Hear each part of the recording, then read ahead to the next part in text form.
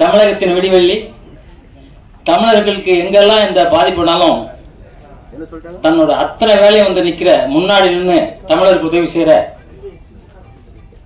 அவர் எப்படி கடவுள்னு சொல்றதா, அப்பான்னு சொல்றதா, அண்ணன்னு சொல்றதா எனக்கு தெரியல. திருமாவளவன் அண்ணன் அவர்களை அத்தனை பேரும் கைத்தடுங்க. அத்தனை பேர் ஒரு கைத்தட்டர் கூட இல்லாம இருக்கக்கூடாது. ஏன்னா இந்த மாதிரி ஒரு மனிதர் இருக்கிறனாலும் தமிழர்கள் நிம்மதியா இருக்கணும்னு நான் நினைக்கிறேன். எனக்கெல்லாம் இடையில ஒரு 10 வருஷமா தமிழ் பிரச்சனை, தமிழன் இருக்கக்கூடாதுன்னு சொல்லுது.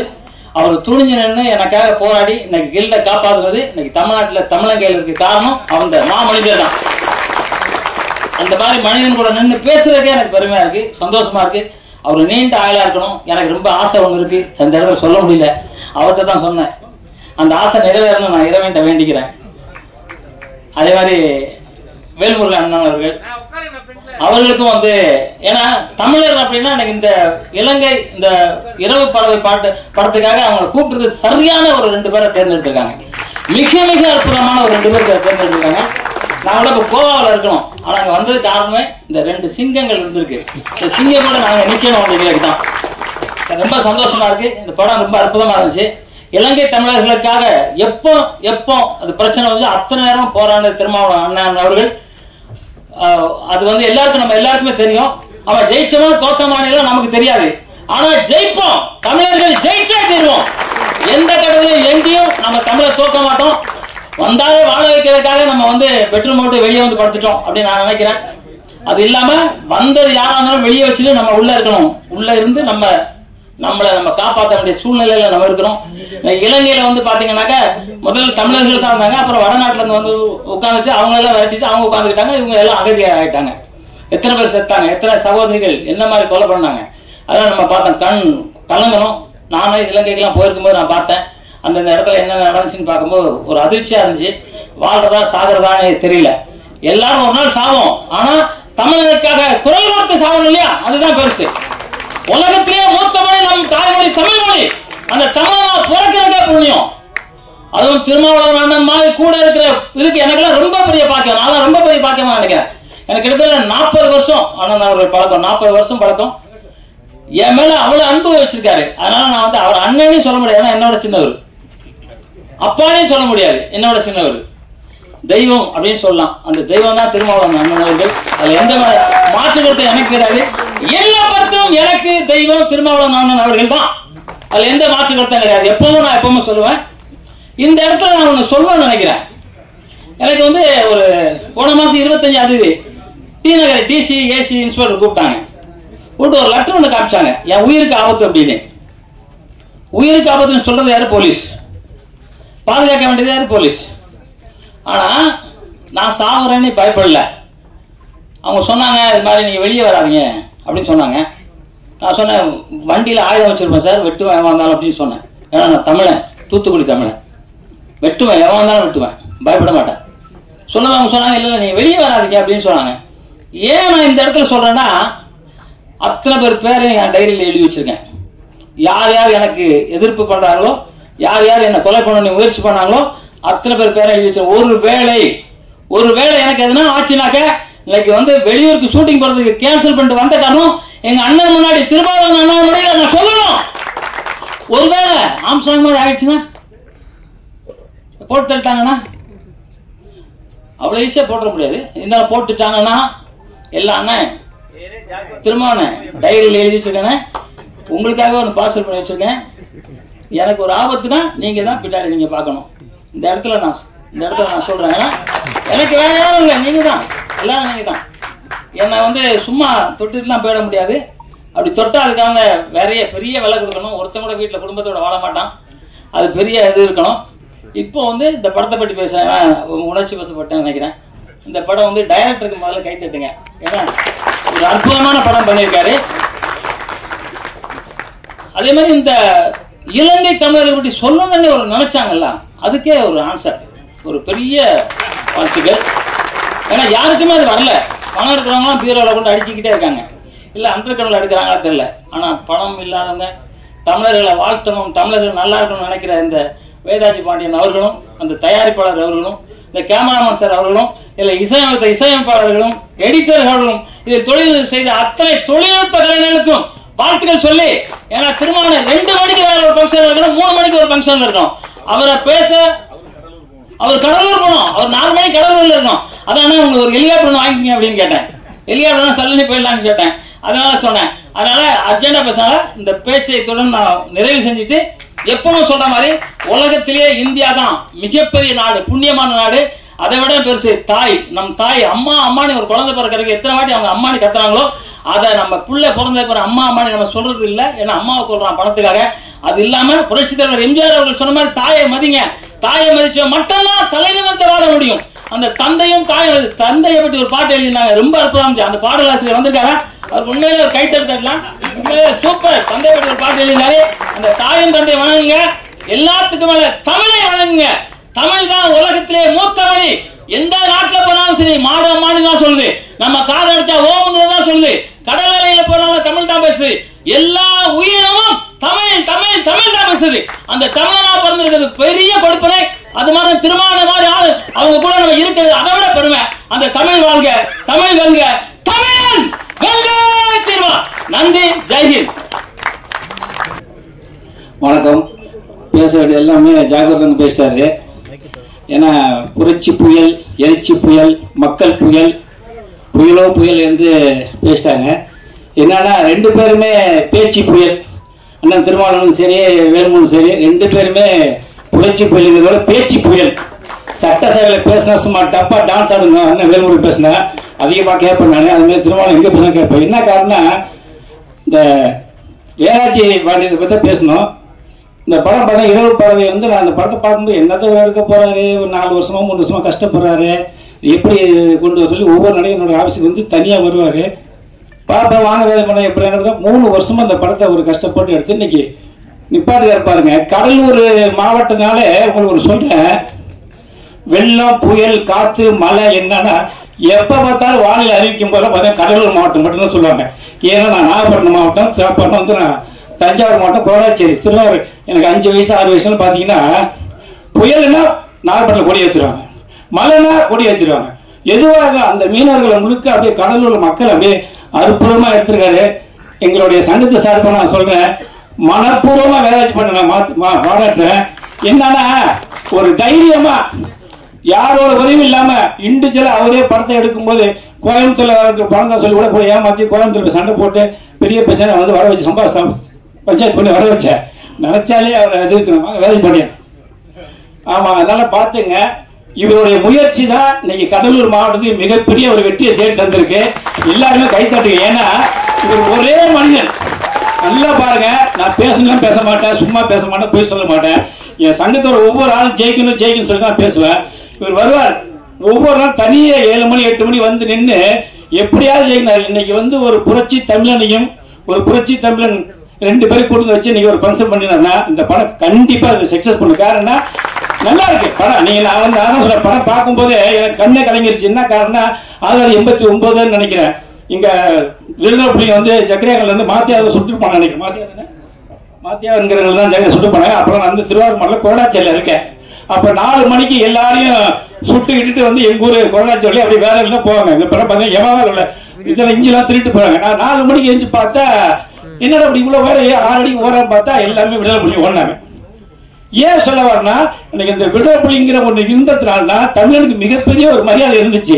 அவங்க இந்த அமைதிப்படணும் ஒன்று அனுப்பாம இருந்திருந்தா இன்னைக்கு விடுதலை புலி ஈழங்கிறது வந்து என்னைக்குமே அழிஞ்சது. காரணம்னா அந்த ஈழத்துல கொண்டு போய் அமைதிப்படை விட்டதுனால்தான் இந்த ராஜீவ்காந்தியோட பிரச்சனை. இன்னைக்கு வந்து அதெல்லாம் மீறி இன்னைக்கு ஒரு இந்தியாவும் எல்லாம் சப்போர்ட் பண்ணும், தமிழ்நாடு சப்போர்ட் பண்ண சொல்லி இன்னைக்கு இலங்கை மக்கள் வந்து அப்படியே தத்துவமா எடுத்திருக்காரு வேலாஜி பாண்டியன். ஏன்னா அதிக நேரம் இல்லை, இருந்தாலும் இவருடைய மனசுக்கு இவருடைய எண்ணத்துக்கு இந்த படம் கண்டிப்பா ஓடணும்.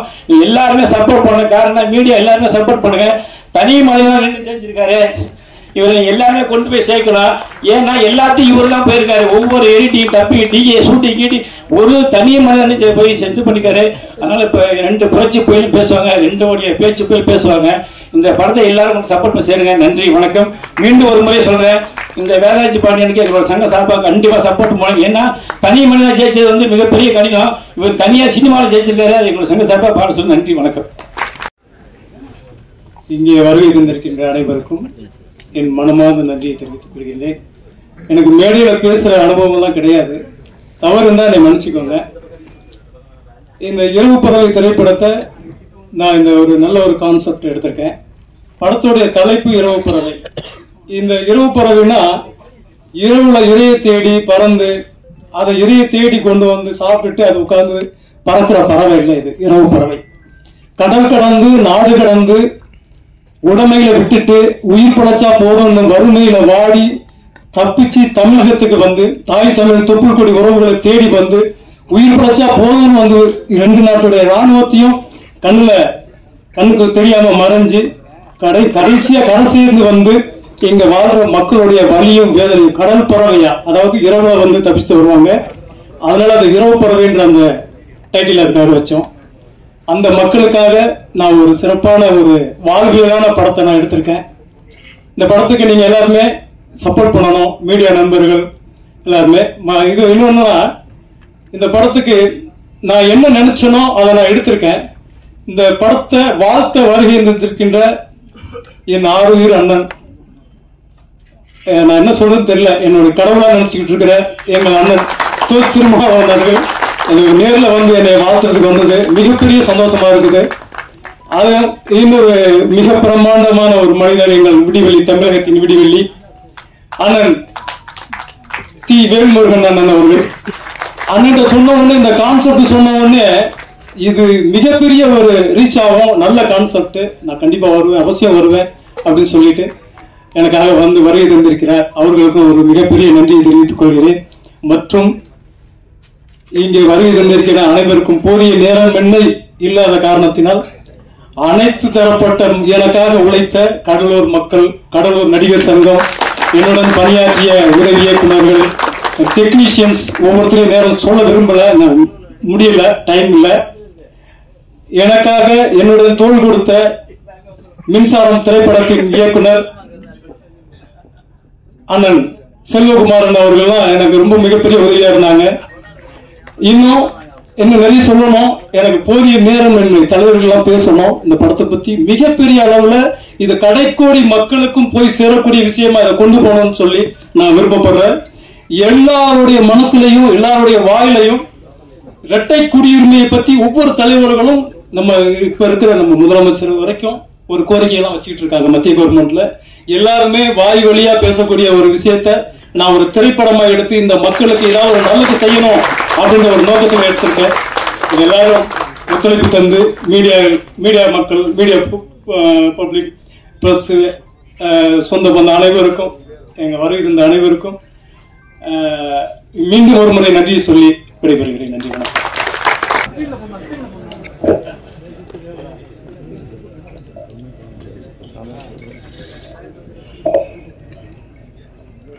படத்தின் தயாரிப்பில் தமிழ் திரை சேனல், தமிழ் என்பது வெற்றியை குறிக்கும். கண்டிப்பாக இந்த படம் வெற்றி பெறும் என்று முதலில் நான் வாழ்த்தி, இரவு பறவை என்கிற இந்த திரைப்படத்தை எழுதி இயக்கி பல்வேறு கடினமான சூழலில், பொருளாதார நெருக்கடியில் அருமை சகோதரர் வேலாஜி பாண்டியன் அவர்களும், அவருக்கு உறுதுணையாக தயாரிப்பில் எனது ஊரை சேர்ந்த டாக்டர் பாண்டியன் அவர்களும் உதவி செய்து இன்றைக்கு நம்முடைய போற்றுதலுக்குரிய நாடாளுமன்ற உறுப்பினர், எங்கள் மாவட்டத்தின் மைந்தர், எங்கள் மாவட்டத்தின் பிரதிநிதி, இந்த கதையை நம்முடைய இயக்குனர் அவர்கள் வடிவமைத்திருக்கிறார்கள் அல்லவா, எழுதி இயக்கியிருக்கிறார் அல்லவா, இதுக்கு உண்மையிலேயே செயல் வடிவம் தர வேண்டும் என்றால் அது தமிழக சட்டமன்றத்தால் முடியாது, இந்திய நாடாளுமன்றத்தால் தான் முடியும். அதை செய்யக்கூடியவராக இருக்கக்கூடிய அண்ணன் விடுதலை சிறுத்தைகளின் தலைவர், என் அன்பிற்குரிய அண்ணன் திருமாவளவன் அவர்களையும், வருகை தந்து இருக்கின்ற திரைப்பட இயக்குனர் அரவிந்த் ராஜ் அவர்களையும், கலை மாமணி, மதிப்பிற்குரிய, நான் சினிமா சின்ன வயசுல இருந்து படங்களை பார்க்கும்போது வரும், அப்படியே சண்டை பயிற்சி எல்லாம் பார்க்கும். இன்னைக்கு பல நிகழ்ச்சிகள் இது மாதிரி ஒன்னா பேசுறதுக்கு, பார்க்கறதுக்கு வாய்ப்பு கிடைத்து, தமிழர்களுக்கென்று தனியாக ஒரு அமைப்பை உருவாக்கி அதற்கு அவருக்கான பல்வேறு மிரட்டல்கள் உருட்டல்கள் எல்லாவற்றையும் எதிர்கொண்டு நீங்க எல்லா கதாநாயகங்களையும் கையாண்ட உங்களுக்கு இந்த உருட்டல் மிரட்டல் எல்லாம் ஒருபோதும் நீங்கள் கவலைப்பட வேண்டாம். அண்ணன் ஜாக்குவார் தங்கம் அவர்களே, நீங்கள் இந்த மண்ணின் மைந்தன், பச்சை தமிழன். உங்கள் அருகாமையில் இருப்பது விடுதலை சிறுத்தைகளின் தலைவர் அண்ணன் திருமா அவர்கள். அந்தாண்ட நான் உட்கார்ந்துருக்கிறேன். எங்களை 2 பேரை தாண்டி உங்களை இங்க வந்து நடிக்க வந்தவன், அல்லது சங்கம் துவக்க வந்தவன், அல்லது தென்னிந்தியா முழுக்க சொந்தம் கொண்டாடுறவன், ஒரு துரும்பை கூட உங்கள் மீது படாது. நீங்க கவலையே பட வேண்டாம், அச்சமே பட வேண்டாம். அதனால தொலைபேசியில் அடிக்கடி என்ன பேசுவாங்க, வாழ்த்துவாங்க. தமிழர்களுடைய வாழ்வுரிமை கூட்டமைப்பு சார்பா நிகழ்ச்சிகளை நாங்கள் முன்னெடுக்க போது நீங்க தென் தமிழ்நாட்டின் தமிழன், திருநெல்வேலி எதில் வீரம் என்று உங்களுக்கு தெரியும், நான் சொல்லக்கூடாது. அதனால இனி உங்கள் வாயால் வந்தேரிகளாலோ அல்லது வேறு நபர்களாலோ உங்கள் உயிருக்கு அச்சம் பயம் என்கிற வார்த்தை வரக்கூடாது. நாங்கள் இருக்கிறோம் என்பதை முதலில் பதிவு செய்து, அதுபோன்று இங்கு தமிழ் திரைப்பட சிறு முதலீட்டாளர் தயாரிப்பாளர் சங்கத்தின் சார்பாக வாழ்த்திய அன்பு செல்வன் அவர்களுக்கும், வருகின்றிருக்கின்ற எங்க அண்ணன் திருமா அவர்கள் இயக்கிய இயக்குனர் செல்வகுமரன் அவர்களுக்கும், அன்புதுரை, கமலக்கண்ணன், ரங்கராஜன், பாண்டியன், சங்கர், உமாசங்கர், ராஜா, படத்தில் நடித்திருக்கிற அரசியல்வாதியாக நடித்திருக்கிற நேர்கள் ரவி, குல் சுரேஷ், அனீஷ் பிரபு, சக்திவேல், மதுரம் அம்மா உள்ளிட்டவர்களுக்கும், இன்னும் நிறைய பேர் படிச்சுட்டே போகணும், எழுதி கொடுக்க சொன்னேன், யாரும் கோபித்துக் கொள்ளாதீர்கள். அதுபோன்று இந்த எனக்கு வந்து அமர்ந்த உடனேயே அந்த பாட்டு, அது குறிப்பா நான் பிறந்து வளர்ந்து எல்லா இடங்களிலும் சுற்றி திரிந்த எங்கள் கடலூரில் தொடங்கி ராமாபுரம், வள்ளலார் பிறந்த வடலூர், விருத்தாச்சலம், சிதம்பரம், பிரத்யோகமா என் தொகுதி பண்ருட்டி, என் தோட்டத்தில் இருக்கிற பலாப்பழம், அப்புறம் என் தொகுதியில் இருக்கிற அக்கடவள்ளி, என் தொகுதியான நெல்லிக்குப்பம். ரொம்ப நன்றி. இந்த பாடல் ஆசிரியர் புண்ணியமா யாருங்க, ரொம்ப மகிழ்ச்சி. ஏன்னா எனக்கு ஒரு ஆதங்கம் உண்டு. என்னதான் இந்த மண்ணின் மீது ஒரு ஈர்ப்பு, ஒரு பாசம் இருக்கும்ல, எனக்கு இருக்கும், எங்க அண்ணா திருமாவுக்கு இருக்கும், அண்ணா ஜாக்குவாருக்கும் இருக்கும், எல்லாருக்கும் இருக்கும் அந்த மண்ணின் மீது. உலகத்துக்கே ராஜா வந்தாலும் தாய்க்கு பிள்ளைதான் சொல்லுவாங்கல்ல, அந்த மாதிரி கொங்கு நாட்டை பற்றி அந்த மொழியில அந்த கலாச்சாரத்தை குறித்து படம் வரும். தென் தமிழ்நாட்டு குறிப்பா மதுரை, திருநெல்வேலியை மையமா வச்சு படம் வரும் நிறைய. நம்முடைய தமிழர்களுடைய அந்த குடும்பம், உணவு முறை, பண்பாடு, சண்டை, வீரம், திருநெல்வேலினா அருவா, மதுரைன்னா ஜெகர்தாண்டா, அப்புறம் இன்னும் நிறைய இருக்கு. வீரத்திலையும் மதுரைக்கு குறைஞ்சது இல்ல. தமிழர்கள் என்றாலே வீரம் தான், எந்த இது இல்லை. ஆனா எங்க இந்த நடுநாட்டு மக்கள் இருக்காங்கல்ல, நானு அண்ணா திருமா, எங்க தயாரிப்பாளர் பத்திரக்கோட்டை, இந்த புலியூர், என்ன அது படம் புலியூர், ஒரு அந்த அப்படியே இயக்குனர் என் ஊரை விட்டீங்க, தயாரிப்பாளரே என் ஊர் மதுரை, பத்திரக்கோட்டை தான், என் ஊர் புலியூர். அதனால புலிக்கு எனக்கு சொந்தம். வாய்ப்பு இருந்தா எங்கேயாச்சும் இடையில கொஞ்சம் புலியூர் அப்படின்னு சேர்த்து ஒரு வரிகளை, ஏன்னா என் ஊரை சேர்ந்த பாலமுருகன் தம்பி கூட நடிச்சிருக்கிறான், என்னுடைய உறவினர் பையன். அதுக்கு எதுக்காக சொல்ல வரேன்னா, அதை கேட்கும் போது உண்மையிலேயே நான் ரொம்ப ஒரு நெகிழ்ந்துட்டேன். ஏன்னா இதுல நிறைய படங்கள் பாக்குறோமே, தங்கர் பஜை அந்த முந்திரி கோட்டை போறது, பலாப்பழம் போறது, அதுக்கு பிறகு பத்திரக்கோட்டையில வந்து ஒரு தயாரிப்பாளர். நம்முடைய இயக்குனருக்கு வந்து சொந்த ஊரு ராமநாதபுரம். அவரை அந்த ராமநாதபுரம் சொந்த ஊருக்காரங்களுக்கு தான் தெரியும் அந்த படகுல வர்ற மீனவர்கள், அங்க அந்த புலிகள் அல்லது காயம்பட்ட போராளிகள், ஈழ உறவுகளை எப்படி பத்திரமா பாதுகாத்து அடைகாத்து கொண்டு வந்து இங்க கரை சேர்க்கிறாங்க. அதற்கு அவங்க சந்திச்ச வழக்குகள், பொய் வழக்குகள், புனையப்பட்ட பல்வேறு கதைகள்.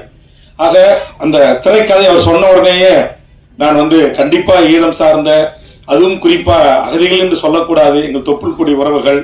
ஆனா இந்த சென்சாருக்காக என்ன செஞ்சிருக்காருன்னா, இந்திய வம்சவழி தமிழர்கள் இங்க வர்ற மாதிரின்னு சொல்லியிருக்கிறாரு. அது இந்திய வம்சவழி தமிழர்களை காட்டிலும் அந்த மண்ணின் பூர்வீக குடி மக்களான என் ஈழத்து உறவுகள் தான் படகுகளிலே இங்கே வந்து போராளிகளாகவும், கரும்புலிகளாகவும், கடற்புலிகளாகவும், வான்புலிகளாகவும், உலகத்தில் எந்த ஒரு இனத்தின் விடுதலை போராட்டமும் இத்தனை படைகளையும் கொண்டு, வான்புலிகள் என்று சொல்லக்கூடிய விமானப்படை, தரப்படை, கப்பல் படை என்று அத்தனை படை கொண்டு ஒரு விடுதலை போராட்ட இயக்கம் உலக அரங்கில் விடுதலைக்கு போராடியது என்று சொன்னால், அது எம் தமிழக தேசிய தலைவர் மேலகு வேலுப்பிள்ளை பிரபாகரன் என்ற மகத்தான தலைவன் தலைமையிலான அந்த விடுதலை புலிகளின் இயக்கம். ஆக அந்த இயக்கம் அந்த மண்ணில் ஒரு சுதந்திர தமிழ் ஈழத்திற்காக, அந்த தாகத்திற்காக 50,000 போராளிகள் அந்த மண்ணில் விதையாக விழுந்திருக்கிறார்கள். ஒரே நாளில் ஒரே வாரத்தில் 1,70,000 மேற்பட்ட மக்கள் கொல்லப்பட்டிருக்கிறார்கள். நேற்றைய முன்தினம்தான் இதை குறித்து செஞ்சியிலே பல்லாயிரக்கணக்கான உறவுகளை திரட்டி இதற்கான ஒரு நினைவேந்தலை நான் நடத்திய போது வேதனையின் உச்சமாக சில வார்த்தைகளை நான் அந்த நிகழ்விலே பேசினேன். வந்த உடனே அண்ணன் திருமாவளவோடு அதை குறித்து நான் பகிர்ந்து கொண்டேன். இன்றைய தமிழ்நாடு முதலமைச்சரிடத்தில் 4 ஆண்டு காலம் தொடர்ந்து சட்டமன்றத்தில் வலியுறுத்தி இருக்கிறேன்.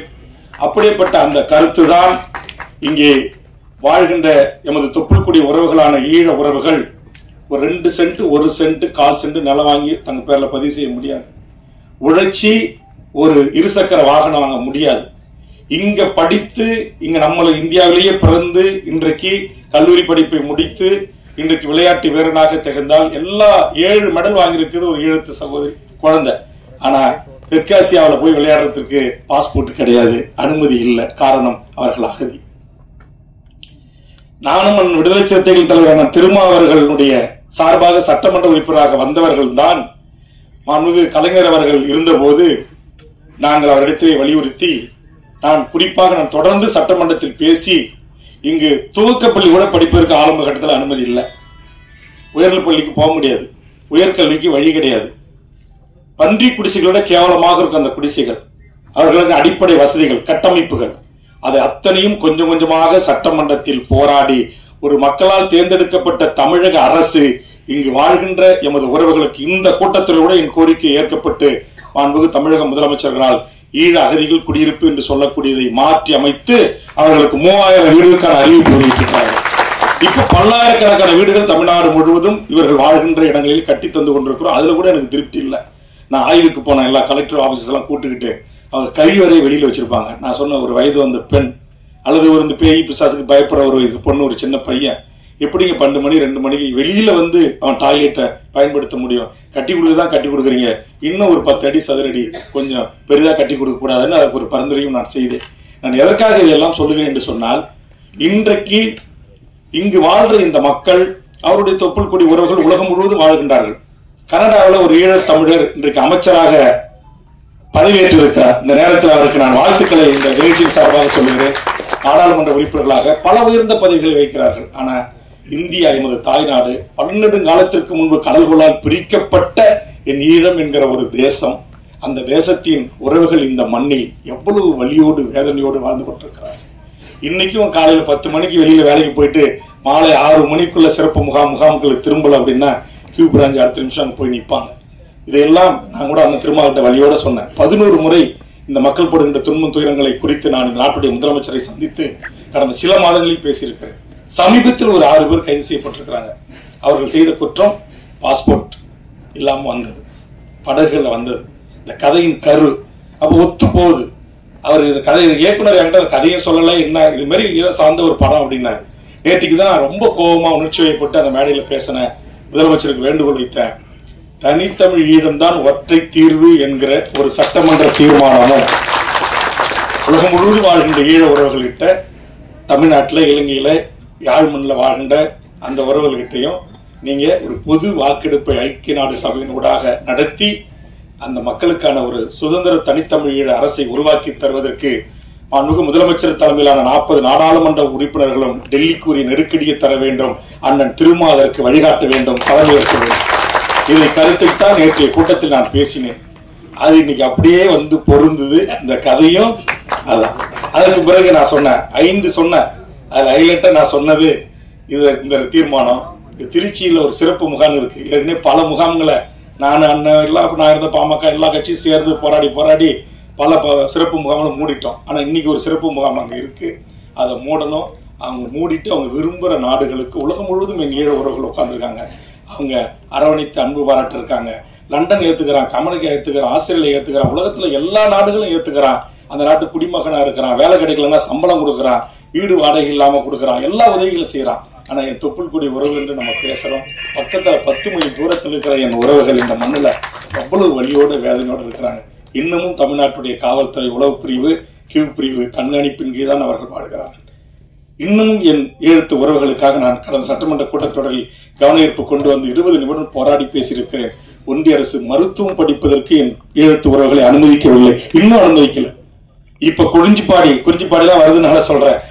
ஒரு பெண் புள்ள எம்டெக் படிச்ச பொண்ணு, அந்த பொண்ணு ஒரு 2 சென்ட் இந்த விதிகளை தெரியாம ஒரு 2 சென்ட் நிலம் வாங்கறதுக்கு அது ஒரு அக்ரிமெண்ட் போட்டாங்க.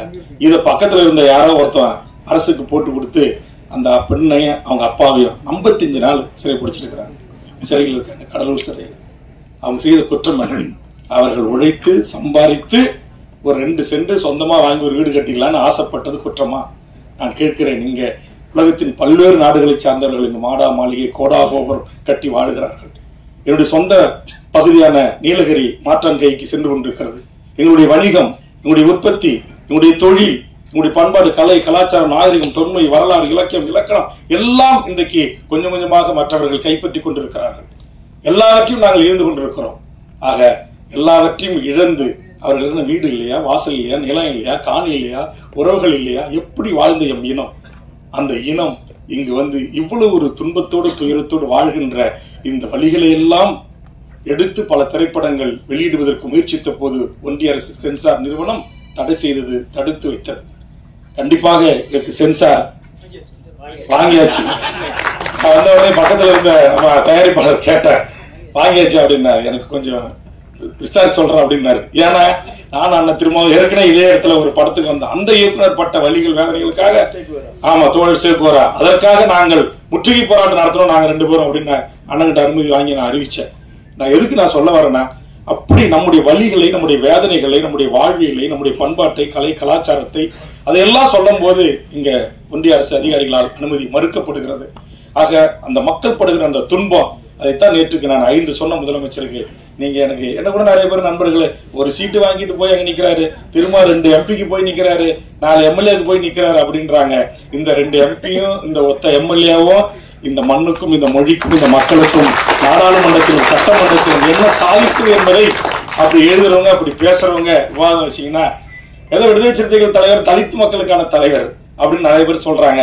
இந்தியாவில் இருக்கிற கிட்டத்தட்ட 90 கோடி, இன்னைக்கு 140 கோடி மக்கள் தொகையில 80% மேல் இருக்கிற ஓபிசி மக்களுடைய இடஒதுக்கீட்டுக்காக முதல் குரல் கொடுத்த ஒரு ஓபிசி சாராத ஒரு தலைவர் அண்ணன் திருமாவளவன். அதுபோன்று இன்னைக்கு சட்டமன்றத்தில் நான் சொன்னேன், எனக்கு சீட்டு கீட்டு நோட்டு எதை பத்தியும் கவலை இல்லை, இந்த தீர்மானத்தை நிறைவேற்றுங்கன்னு சொல்லிட்டு, இந்த சிறப்பு முகாமை மூடுங்கன்னு சொல்லிட்டு, ஈழ உறவுகளில் சில பேருக்கு மாறுபட்ட கருத்துக்கள் இருக்கலாம். ஏன் எங்களை நீங்க வந்து ரெட்ட குடிமை வாங்குறீங்க, எங்களை அங்க நாட்டுக்கு தள்ள பாக்குறீங்க, வேற அனுப்ப பாக்குறீங்க, விரும்புகின்ற எம் ஈழ உறவுகள், என் தாய்மண், எமது புலிகள் உறவாடிய மீன்பிடித்த எங்கள் யாழ், அம்பாறை, மட்டக்களப்பு, திரிகோணமலை, வன்னி மண்ணை போய் மிதிக்க வேண்டும் என்று விரும்புகிற என் ஈழத்து உறவுகள், விரும்புகிறவர்களுக்கு இரட்டை குடியுரிமை, இரட்டை அந்த அனுமதி கொடுங்கன்னு தான் கேட்கலாம். அது கூட எங்களை சில பேர் விரும்புறாங்க. கட்டாயப்படுத்தி அவங்களை போங்கன்னு சொல்லல. இந்தியா என்பது இது எங்கள் நாடுதான், உங்கள் நாடு. விடுதலை புலிகள் இந்திய ராணுவம் சென்று அங்கு ஏற்பட்ட அந்த பாதிப்பை குறித்து காசி ஆனந்தம் ஐயா அவர்களும் புதுவை ரத்னதுரை அவர்களும் எழுதிய அந்த வரிகள் எல்லாம் இந்த நாங்கள் போய் வருகிறோம் என்று அந்த பாடல் வரிகள் வரும், நன்றி சொல்லுகிறோம் என்கிற வரிகள் வரும், களத்தில் கேட்கும் கானங்கள், யாகராகங்கள், அந்த பாடல்கள் எல்லாம் கேட்கின்ற போது அவ்வளவு கண்ணீர். நம்மளால நம்ம இந்திய ராணுவம் சென்று செய்த அநியாய அக்கிரம அட்டூழியங்களை குறித்து. ஆனா இன்னைக்கு அதெல்லாம் குறித்து எந்த திரைப்பட இயக்குநர்களும் அப்படிலாம் எடுத்து நாம் வாழ்கிற இந்த இந்தியாவை, நம்முடைய ராணுவத்தை, நம்முடைய அரசை யாரும் அப்படி கடுமையான விமர்சனங்களை முன்வைப்பதில்லை. வலிகளை, வேதனைகளை, துன்பங்களை, கணவன் முன் மனைவியை கற்பழித்தான், தகப்பன் தாய் முன் மகளை கற்பழித்தான், எங்கள் பெண் பிள்ளைகளின் மார்புகளை அறுத்து தமிழ்ச்சிகள் கறி வீதிகளில் விற்கப்படும் என்று கம்பிகளில் கோத்தான், என் தாய்மார்களின் கற்பில் இருந்த அந்த பிசுவை காவல்துறையின் துப்பாக்கி முனையில் இருக்கிற கத்தியை கொண்டு கீறி சூஷாக்ஸ் கால்களால் விதித்தான், தார்களிலே மூழ்கி எடுத்தான், சர்ச்சுகள் மீதும் நல்லூர் கோயில்கள் மீதும் எம் இஸ்லாமியர்கள், தமிழ் இஸ்லாமியர்கள் தொழில் செய்த இல்லங்கள் மீதும் உலகத்தால் தடை செய்யப்பட்ட கொத்துக்குண்டுகளை, பாஸ்பரஸ் குண்டுகளை போட்டு கொலை செய்தான். இந்த வழிகளை அடுத்தடுத்த தலைமுறைக்கு எடுத்து சொல்லி இவ்வளவு வழி நிறைந்தது நம்முடைய வாழ்வு. இன்றைய ஒரு நுகர்வு கலாச்சாரத்தில், ஒரு குளோபல் உலகத்தில் நாம் வேறு விதமான பண்பாட்டு கலாச்சார நாகரிகத்தில் உள்ளடங்கி நம்முடைய வேரை நாம் கொஞ்சம் கொஞ்சமாக செல்லரித்துக் கொண்டிருக்கிறது என்று தமிழ்நாட்டு தமிழர்கள் நாம் பேசிக் கொண்டிருக்கிறோம். ஆனால் எமது ஈழத்து உறவுகள் அந்த கலாச்சாரத்தோடு வாழ்ந்தாலும், உலகத்தில் எவ்வளவு பெரிய கல்லூரிகளில் பட்டங்களை படித்தாலும், எவ்வளவு பெரிய நிறுவனத்தில் இருந்தாலும், தாய் மண்ணான எம் ஈழ மண்ணை மறக்காமல் வாழ்கிறார்கள். உலகத்தில் வாழ்கிற அத்தனை ஈழ உறவுகளும் அகதிகளாக போனாலும் கூட தங்கள் பிள்ளைகளுக்கு தமிழ்நாட்டுடைய பண்பாட்டு விடயங்களை, ஆதி தமிழரின் பறையிசையை தமிழ்நாட்டு தமிழச்சி தங்கைகள் தம்பிகளை விட என் ஈழத்து தம்பிகள் கற்றுக்கொள்ளுகிறார். ஒவ்வொரு வீட்டிலும் பறை இருக்கிறது. தமிழ மண்ணில் தமிழ தேசிய தலைவனுக்கு கைகளில் எங்கள் கடலூர் மண்ணை சேர்ந்த கீரனூரை சேர்ந்த என் அண்ணன் திருமாவுக்காக பல பாடல்களை எழுதிய என் அண்ணன் அறிவுமதி அவர்கள் இங்கிருந்து நூற்றுக்கணக்கான படைகளை அனுப்பி வைத்தார். பறை தமிழர்களின் ஆதி இசை, அதிலிருந்து அல்லது கர்நாடக இசையில் இருந்து பரதநாட்டியம் பரதமொழியுடன் கற்றுக்கொண்ட இதிலிருந்து என் தமிழச்சிகள் ஈழத்தமிழ் பிள்ளைகள் இன்றைக்கும் அந்த கலைகளை கையளிக்கிறார்கள். தூய தமிழ்களை தமிழ் பள்ளிகளை உருவாக்கி கற்றுத்தருகிறார்கள். ஆனால் இந்த மண்ணில் இந்த அகதிகளை தமிழ்நாடு அரசு ஏறெடுத்து பார்க்க வேண்டும். முதலமைச்சர் பார்த்து சில நடவடிக்கைகள் எடுத்துக் கொண்டிருக்கிறார். அப்படிப்பட்ட சூழலில் கடந்த காலத்தில் அம்மையார் ஜெயலலிதா அவர்கள் நிறைவேற்றிய ஈழத்தில் நடந்த இனப்படுகொலை தான் என்றும் அதற்கு ஒற்றை தீர்வு பொது வாக்கெடுப்பினூடாக தமிழீழ அரசை உருவாக்கி தர வேண்டும் என்கிற கோரிக்கையும், அதுபோன்று சிறப்பு முகாம் மூடப்பட வேண்டும். அது கூட இந்த இரட்டை குடியுரிமை ஒன்றிய அரசு மோடி எதை ஒரு திட்டம் பேசிட்டு இருக்கிறதா கூட நாங்க கேள்விப்பட்டோம். தனி அமைச்சர்களும் உருவாக்கும், நாங்க பாத்துப்போம் அப்படின்லாம் சொன்னாங்க. ஒருவேளை நம்முடைய 2 பாண்டியன் தயாரிப்பாளர் பேரும் பாண்டியன், இயக்குனர் பேரு பாண்டியன், 2 பாண்டிய மன்னர்களுடைய இந்த உருவாக்கத்தில் இருக்கிற இந்த படம் வெளிவந்த பிறகாவது இந்திய நாட்டை ஆடுற அந்த மோடிஜி அவர்களே இந்த இரட்டை குடியுரிமைனாச்சும் கொஞ்சம் கொடுங்க. அமெரிக்கா கொண்டு வந்த தீர்மானத்தை நீர்த்து போக செஞ்சீங்க, அதுக்கெல்லாம் நான் வரல. எனக்கு அந்த ஒரு பாட்டிலேயே இந்த படத்தை பிடித்திருக்கிறது. ஒரு சின்ன மாறுபட்ட கருத்து இருக்கிறது, அதை நான் உங்களிடத்திலே சொல்லுகிறேன். இது போன்ற வலி சுமந்த கதைகளை குறித்து நாம் எடுக்கின்ற போது அந்த ஒரே ஒரு பாட்டு மட்டும் கொஞ்சம் எனக்கு நெருடலாக இருந்தது. ஏன்னா அந்த மக்கள் படுகின்ற அந்த துன்பம். ஆனா உங்களுக்கு சினிமா படம் ஓடணும், முதல் போட்டுறீங்க. ஏற்கனவே பாவம் 2-3 படம் எடுத்து இயக்குனர் தயாரிப்பாளர் நட்டத்தை சந்தித்திருக்க. நம்ம வந்து பேசிட்டு போயிடலாம், அப்படி வைக்காதீங்க இப்படி வைக்காதீங்க, அந்த ஆட்டம் தெரியுது இந்த ஆட்டம் தெரியுது, இது குத்தாட்டம் பாட்டு ரெட்டாசனம் அதெல்லாம் வருதுன்னு. ஆனா திரை ரீதியாக வணிக ரீதியாக சில தயாரிப்பாளர்கள் பாடலாசிரியர்கள் இயக்குநர்கள் அது தேவை என்கிற அடிப்படையில் நீங்கள் அந்த பாட்டை வைத்திருக்கலாம், அது தவிர்த்திருக்கலாம் என்பது என்னுடைய தனிப்பட்ட கருத்து தான். அதனால ஏன்னா நீங்க எடுக்கிறது வந்து ஒரு நம்முடைய தொப்புள் குடிவருடைய வழிகளை வேதனைகள், அதுவும் அந்த கடல் காட்சி கேமராமேன் உள்ளிட்ட பாடலாசிரியர் உள்ளிட்ட எல்லாரையும் நான் பாராட்டணும். அந்த நடிகை அவங்க வந்து அப்படியே அந்த தங்கை அப்படியே அந்த அப்பாவை நினைச்சு பாடின உண்மையிலே எனக்கு வந்து கண்ணீர் வந்துச்சு. அப்படியே முழுசா படம் பார்த்தா உண்மையிலேயே சிறப்பா இருக்கும், சிறப்பா இருக்கணும். ஆனா என்ன ஒண்ணு சிறப்பானது தமிழர்கள் கொண்டாடுவதில்லை. இந்த படத்தை நாம் கொண்டாடுவோம். இது போன்று ஈழம் சார்ந்து ஈழ தமிழர்கள் சார்ந்து அவர்கள் துன்பங்கள் குறித்து எனக்கு வந்து ஈழம் இந்த இதெல்லாம் குறித்து பேசினா குறைஞ்சது ஒரு 5 மணி நேரம் விட்டீங்கன்னா பேசிட்டே இருப்பேன். ஆனா இப்ப எனக்கு கலெக்டர் எஸ்பி உயர் அதிகாரி கமிஷன்ஸ் எல்லாம் வெயிட் பண்ணிட்டு இருக்காங்க. 4 மணிக்கு நான் அங்க நாளை அஷூரன்ஸ் கமிட்டி சேர்மனா இருக்கிறாங்க, போய் ஆய்வு உட்படுத்தணும். அதுக்கான ஒரு கூட்டம் அசம்பிளி செக்ரட்டரிஸ் எல்லாரும் போன் அடிச்சுட்டே இருக்கிறாங்க. இதுக்காக நான் பிரத்யேகமா கிளம்பி வந்தேன். இரவோட ஓடனாங்க கூட்டத்தை நாளைக்கு காலைல மாற்றி வச்சுட்டு போலான்னு தான் கொஞ்ச நேரம் பேசிட்டு இருக்கேன். அந்த அளவுக்கு இப்படி நானே ஒரு உணர்ச்சி வயப்பட்டோம். அண்ணன் திரும்ப சொல்றேன், நீங்க கொஞ்சம் உணர்ச்சி வயப்படக்கூடாது, கொஞ்சம் கோவப்படக்கூடாது, கொஞ்சம் நிதானமா இருந்தீங்கன்னா நல்லது அப்படிம்பாரு. ஏன்னா எனக்கு இந்த பொய் பேசுறது விட்டு கட்டி பேசுறது அப்படி இப்படி ஏகவசந்த ஏற்றி இறக்கி பேசுறது பாட்டு பாடுறதெல்லாம் ஒண்ணுமே தெரியாது. என் உள்ளத்திலிருந்து வரும் வார்த்தைகள் அது பல பேரை காயப்படுத்தலாம், அதை பற்றி எனக்கு கவலை இல்லை. ஆனா அது உண்மை என்று எனக்கு தெரிந்தால் நான் ஓங்கி உரத்த பேசுவேன். அப்படிதான் பேசியிருக்கிறேன். அப்படியேப்பட்ட என்ன எதுக்கு கூப்பிட்டுருக்காங்க அப்படின்னா வந்த பிறகுதான் தெரியுது பட தயாரிப்பாளர் என் ஊருக்காரரு படிச்சவங்க நடிச்சவங்க பூரா சித்தம்மா பெரியம்மாவனா இருக்கிறான், பாட்டு பூரா வருது, பாடல் பூரா வருது, பாடேஸ்வரர் கோயிலை பத்தி வருது, எல்லாத்தையும் வருது. தங்கர் பிச்சானுக்கு அடுத்தது ராமநாதபுரம் சீமையில் பிறந்த நம்முடைய இயக்குனர் அவர்கள் என் மண்ணின் வாசனைகளை என் மாவட்டத்தின் ஊர்கள் பெயர்கள் எல்லாம் பாடல்கள் ஆக்கி பார்க்கும்போதே கேட்கும் போதே எங்களுக்கு மகிழ்ச்சியா இருக்கு. ஆனால் இந்த நிகழ்ச்சிக்கு என்னோடு வருகிற நம்முடைய விடுதலை படத்தினுடைய அசோசியேட் டைரக்டர் நம்முடைய ஜெகதீஷ் பாண்டியன், நம்முடைய வேணுகோபால், புகழேந்தி மாறன், எங்க தலி சக்திவேல் உங்கூர்ல இருந்து வந்திருக்காரு அவர்லாம். அதனால கடலூர்ல இருந்து நிறைய முகங்கள் இருக்கு. அதனால எல்லாருக்கும் ஊர்ல இருந்து வருகிறது இந்த நம்முடைய கடலூர் என்கிற நம்முடைய செம்மண் பூமியை கடல் ஒட்டி வாழக்கூடிய நம்ம மீனவ மக்கள் ஈழத்தமிழர்கள். ஏன்னா நம்ம ஊர்ல தான் குளஞ்சாடுல முகாம் இருக்கு, அம்பலாமேட்ல முகாம் இருக்கு, வித்தாச்சல முகாம் இருக்கு, குறிஞ்சிப்பால முகாம் இருக்கு, ராமநாதபுரத்தை தாண்டி அதிகம் இலங்கை தமிழர்கள் என்று சொல்லக்கூடிய தொப்புள்குடி உறவுகள் வாழ்கிற முகாம் எங்கள் பகுதியில் இருக்கிறது. இன்றைக்கும் ஆண்டுக்கு ஒரு முறை இயற்கை பேரிடர் பிரச்சனை நல்லது கெட்டது அப்படின்னா முதல் உதவியாக நான் போய் நின்று அவர்களோடு தான் நானும் இருந்து கொண்டிருக்கிறேன். அந்த அளவுக்கு அவர்கள் என் மீது மாறாத ஒரு பற்றை தெரிவிக்கக்கூடியவர்கள். அந்த மக்களுடைய மறுவாழ்வுக்காக அவருடைய சம உரிமைக்காக, சம வாழ்வுக்காக, ஒரு சுதந்திரத்திற்காக இன்னும் பல படங்கள் வர வேண்டும் என்று வாழ்த்தி, இந்த படத்துக்கு நாம் அனைவரும் சேர்ந்து வெற்றியை தேடித்தர வேண்டும் என்று நேரத்தில் கேட்டுக்கொண்டு, கொஞ்சம் அதிக நேரம் எடுத்துக்கிட்டா அண்ணன் கோபித்துக் கொள்ளக்கூடாது என்று மிகச்சிறப்பான பத்திரிகையாளர்கள் இந்த கவரேஜுக்கு வந்திருக்கீங்க. உண்மையிலே நன்றிங்க. இந்த மாதிரி படத்துக்கு வந்திருக்கீங்க. கைகூப்ப நானு. ஏன்னா இன்னைக்கு அதுக்கும் கொஞ்சம் சிவப்பு தோல் வேணும். எல்லாம் படத்தில் நடிச்சவங்க பார்த்தா எல்லாம் கருப்பு தோல். கதாநாயகன்ல இருந்து துணை நடிகர்கள் இருந்து டான்ஸ் மாஸ்டர் இருந்து எல்லாம். ஆனா கருப்பு தோல், ஈழம், மீனவர் பிரச்சனை, இந்த மாதிரி அகதிகள் பிரச்சனை, இதையெல்லாம் இன்னைக்கு தமிழ்நாட்டில் இருக்கிற சமூக ஊடகங்கள் தான் 1-2 எழுதுது. பெரிய இந்த மெயின் ஸ்ட்ரீம் மீடியாக்கள் என்று சொல்லக்கூடியவங்க இந்த பெரிய பத்திரிகைகள்லாம் கண்டுக்கிறதே இல்லை. ஆனா இங்க பல பத்திரிகை நண்பர்கள்லாம் உட்கார்ந்துருக்கிறீங்க. இவ்வளவு தொலைக்காட்சி, இவ்வளவு யூடியூப் சேனல்லாம் வந்திருக்கிறீங்க. இந்த வழி நிறைந்த எம் ஈழ உறவுகளின் இந்த சோக கதையை, சொந்த கதையை உலக தமிழ் சமூகத்துக்கு எடுத்து சொல்லுங்கள். ஆளுகின்ற அரசின் கவனத்தின், அவருடைய ஒன்றிய அரசனுடைய காதுகளுக்கு எடுத்து சென்று அவர்கள் சிந்தித்து ஒரு நல்ல முடிவை எடுப்பதற்கு உங்கள் ஊடகம் உரிய வெளிச்சத்தை இந்த திரைப்படத்தின் மீது பாய்ச்ச வேண்டும் என்று அன்பான வேண்டுகோள் வைத்து, மிகச்சிறப்பாக இந்த படத்தை தயாரித்து இயக்கி இருக்கிற அத்தனை நல்ல உள்ளங்களுக்கு, எல்லா ஆர்டிஸ்டுக்கும், எல்லாருக்கும் என்னுடைய சார்பாக எல்லாருமே சிறப்பா பண்ணியிருக்காங்க. எல்லாருக்கும் என்னுடைய வாழ்த்துக்களையும் பாராட்டுகளையும் தெரிவித்து நிறைவு செய்கிறேன். நன்றி, வணக்கம். நன்றி. பத்திரிகை நண்பர்கள், ஊடக நண்பர்கள் எல்லோருக்கும் வணக்கம். அருமை அண்ணன் திருமாவளவன் அவர்களுக்கும் வேல்முருகன் அண்ணன் அவர்களுக்கும் இந்த நல்ல நிகழ்வுகளை கலந்து கொண்டதற்கு நன்றிகள். படம் ரொம்ப நல்லா வந்திருக்குது. ஒரு அற்புதமான ஒரு முயற்சி. உண்மையிலே அந்த அப்பா பாட்டு மனசை உருக்கி இருக்குது. நிச்சயமாக இந்த படம் மிகப்பெரிய வெற்றி படமாக இருக்கும். அதற்கு பத்திரிகை நண்பர்களும் ஊடக நண்பர்களும் துணை புரிய வேண்டும் என்று கேட்டுக்கொண்டு, இந்த நல்ல வாழ்க்கை வழங்கிய நல்ல உள்ளங்களுக்கு நன்றி கூறி விடைபெறுகிறேன். நன்றி.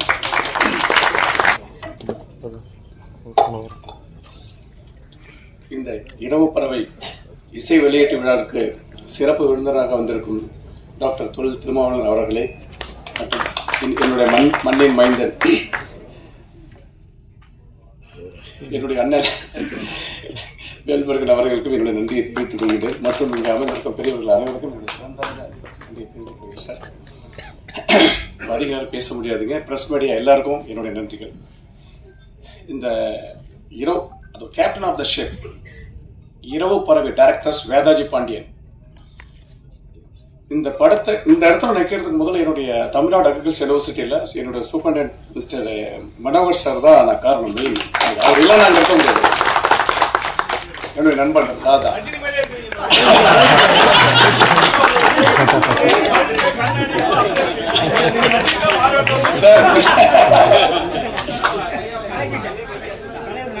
சார் ஆக்சுவலி அவர் டாக்டர் நம்ம வேதாஜி பாண்டியன் டைரக்டர்ஸ் வராங்க, அவங்களுக்கு ஒரு தான் நம்ம மீட் பண்ணலாம்னு சொல்லிட்டு கூப்பிட்டாருங்க. வீட்டிலேருந்து சரி சொல்லிட்டு போகணும்.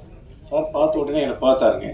என்னை பார்த்துட்டு உங்கள் ஸ்ட்ரக்சருக்கு நீங்கள் என்னுடைய ஐபிஎஸ் ரோல் நீங்கள் பண்ணுங்கள், டிஎஸ்பி ரோல் பண்ணுங்க. சார், நான் actually doctorate horticulture 2001 batch.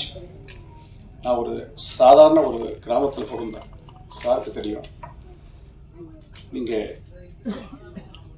Out of 195 countries இருக்காங்க ப்ரெசென்ட்ல. நான் யாருன்னு இது வரைக்கும் யாருக்கும் தெரியாது. என் ஒய்ஃப் கிட்ட தெரியும். எங்கள் அப்பா என்னை கஷ்டப்பட்டு படிக்க வச்சாருங்க. நான் ஸ்கூல் ஃபர்ஸ்ட் எடுத்தேன் 10th கவர்மெண்ட் ஸ்கூலில். நான் ஸ்கூல் ஃபர்ஸ்ட். அதுக்கப்புறம் MS agri horticulture, BS agri horticulture, MS agri, PhD. அதோ 2001 பேட்ச் முடிச்சுட்டேன்.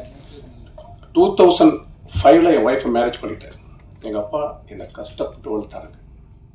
27 வயசுல டாக்டரேட் ஹார்டிகல்ச்சர் முடிச்சுட்டு 26 வயசுல தமிழ்நாடு அக்ரிகல்ச்சர் யூனிவர்சிட்டியில் ரிசர்ச் அசோசியேட் ஹார்டிகல்ச்சர் நான் ஜாயின் பண்ணேன். அதுலேருந்து 2015 வரையும் தமிழ்நாடு அக்ரிகல்ச்சர் யூனிவர்சிட்டியில் ஒர்க் பண்ணேன். சார், நான் நினைச்சேன் படிச்சுட்டு யூஜி பிஜி டாக்டரேட்டுக்கு எல்லாம் கிளாஸ் எடுத்து பண்ணியது நார்மல். நம்ம ஊருக்கு பத்திரக்கோட்டையை கொண்டு வரணும் நேஷனல் லெவலில், வேர்ல்டு வைடு கூகுள் ஏற்றணும் நினைச்சேன். It is a clonal multiplication from Pathirakottai local. நீங்கள் கூகுள் சர்ச் பண்ணி பாருங்க. TNAU PLR2 ஜாக் ஒருத்தர் தான் நான் ரிலீஸ் பண்ணாங்க. அப்போ தமிழக முதல்வர் டாக்டர் கலைஞர் தான் அதை ரிலீஸ் பண்ணார். செப்பரேட் சயின்டிஸ்ட் அவார்டு கொடுத்தாங்க. இது ஏன்னா சாதாரணமாக ஒரு டாக்டரேட் முடிச்சுட்டா சயின்டிஸ்ட் படிச்சுட்டா சயின்டிஸ்ட் கிடையாது. உணவு உற்பத்தி பண்ணணும், புதுசாக கண்டுபிடிக்கணும். 38 டிஸ்ட்ரிக்ட் MLTRT கொடுத்து டெஸ்ட் பண்ணி, agriculture extension official AO ADH JD அவங்களும் கொடுத்து டெஸ்ட் பண்ணி எது பெஸ்ட் ஒன்று கொடுத்து, அதுக்கப்புறம் வைஸ் சான்சலர் டைரக்டர்ஸ் அவங்களும் அப்ரூவல் கொடுத்து ஸ்டேட் வெரைட்டிஸ் கமிட்டி போகும். ஸ்டேட் அக்ரிகல்ச்சர் மினிஸ்டர் தென் சிஎம் தான் ரிலீஸ் பண்ணணும் எந்த ஸ்டேட்டுக்கு சூட்டபிள். இப்படி வந்து பார்த்தோன்னா டாக்டர் கலைஞர் மூலமாக 4 F1 ஹைப்ரிட்ஸ் ரிலீஸ் பண்ணுங்க தமிழ்நாடு அக்ரிகல்ச்சர் யூனிவர்சிட்டியில். எவ்வளோ பெரிய ஜாம்பவான இருக்காங்க. அதுக்கப்புறம் டாக்டர் கலைஞர் ஜெயலலிதா மூலமாக அம்மா மூலமாக கோயம்புத்தூர் பெண்டி ஹைப்ரிட் 3 டிஎன்ஏவி, தென் டிஎன்ஏவி அமராந்தஸ் சிறுகரை ரிலீஸ் பண்ணாங்க. முடிச்சுட்டு இந்த இடத்துல நான் இப்போ நினைச்சு கூட பார்க்கல. ஒரு சயின்ஸ், அதாவது education is the most important tool to change the world. அதாவது there is no substitute for hard work. Hard ஒர்க்கு இனியாத இந்த உலகத்துல எதுவுமே இல்லை. நான் பார்த்து ஃபர்ஸ்ட் டைம் போகும்போது சார் வாங்க கூப்பிட்டு போனார். சார் உங்களை நான் மறக்கவே மாட்டேன் சார். உயிர் என்னோட நண்பர் ராதாவை நான் மறக்க மாட்டேன். எங்க இருக்காரு தெரியல. அவங்க வந்து என்னோட பிரதர் மாதிரி அவங்க என்ன கைட் பண்ணுவாங்க. சார் கூப்பிட்டு சொன்னாருங்க. முடிச்சிட்டேன். இவர் வந்து ஒரு சாங் ப்ளே பண்ணி காமிச்சாங்க. இந்த அப்பா சாங் போகும்போது என் ஒய்ஃப் அழுதுகிட்டே இருக்காங்க சார். அதுவே சக்சஸ் படத்துக்கு நான் பார்த்தேன். நானும் அப்படி கலந்து கலந்துனேன். இந்த மாதிரி அதாவது என்னுடைய சித்தப்பா டைரக்டர் தங்கப்பிடிச்சேன். அவர் ஆக்சுவலி நான் தொடர்பு கொள்ள முடியல. நைட்டும் பேசின வாய்ஸ் நோட் கொடுத்தா அவருக்கு பிஸியாக இருக்கான்னு தெரியல. அழகி, சொல்ல முடிந்த கதைகள், பள்ளிக்கூடம், 9 நோட்டு, இதெல்லாம் என்ன படம். அந்த மாதிரி படங்கள்லாம் நான் அந்த மாதிரி வரணும்னு ஆசைப்படுறேன் சார். சார் வந்து அருமையாக பண்ணியிருக்காங்க சார். சொன்ன மாதிரி அடுத்தபடி இது பார்த்தீங்கன்னா நல்லா பண்ணிக்கிறாங்க சார். பாடல்கள் எல்லாம் வந்திருக்குங்க சார். எல்லாரும் தமிழ்நாட்டில் உள்ள அனைத்து மக்களும் வந்து இதை போயிட்டு நீங்கள் வந்து பார்க்கணும்னு சொல்லி நான் சரம் தாழ்ந்து வேண்டிக் கொள்கிறேன். Thank you sir.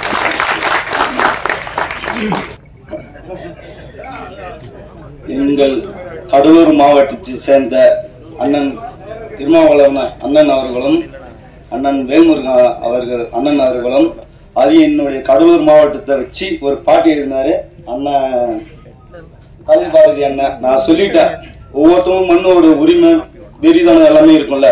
அதே மாதிரிதான் சினிமானாக்கா பொள்ளாச்சி, கோயம்புத்தூர், சென்னை, ஒவ்வொரு ஊர் சொல்லுவாங்க. நான் 30 வருஷமா சினிமாவில் கஷ்டப்பட்டுட்டு இருக்கேன். நான் என் மண்ணோட பெருமை சேர்க்கணும். அது எங்க பாலீஸ்வரர், எங்க தேவநாத சாமி, இவங்கெல்லாம் நான் காட்டணும்.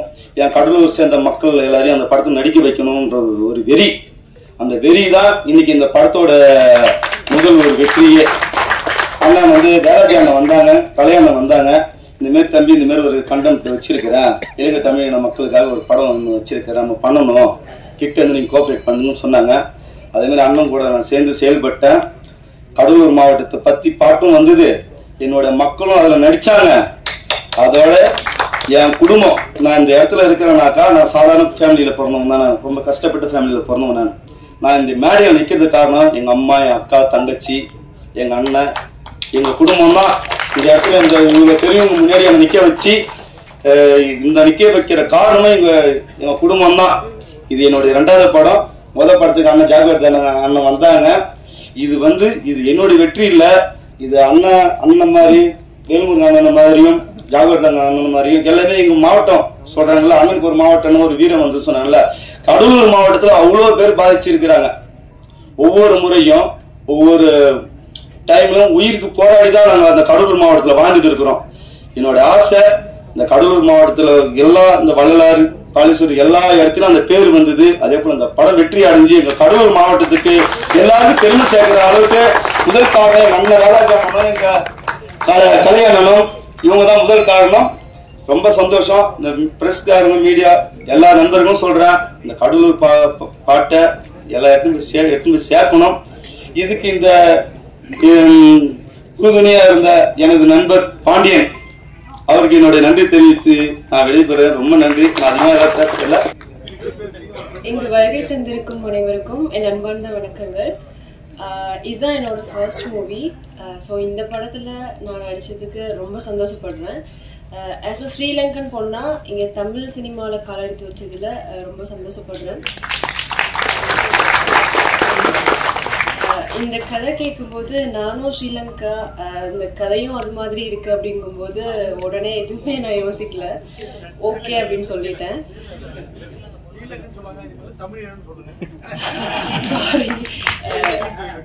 இலங்கை பெண்ணா இந்த படம் நடிச்சதுல எனக்கு ரொம்ப ரொம்ப நன்றி.